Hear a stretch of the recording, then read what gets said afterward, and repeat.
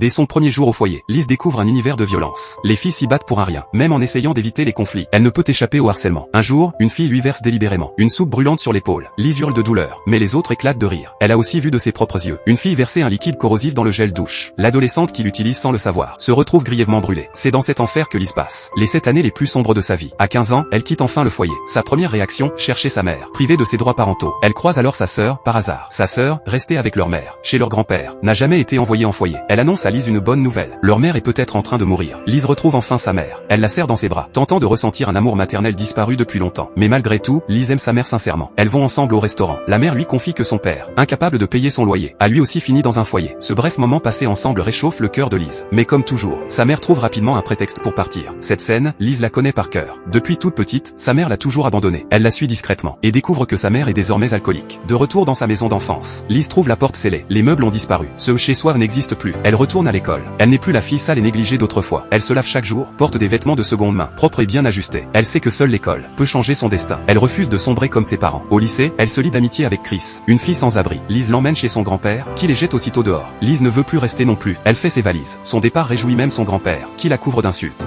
That suits me. You'll end up trash anyway.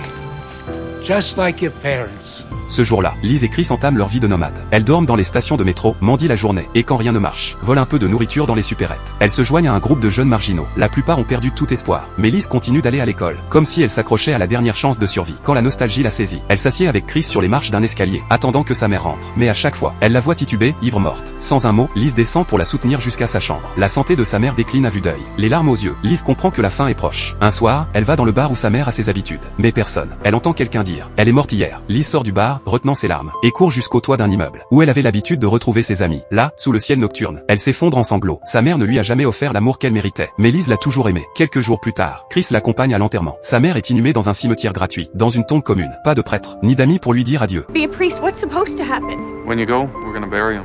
That's all. It's a she. It's my mother. She's dead. Put her in the ground.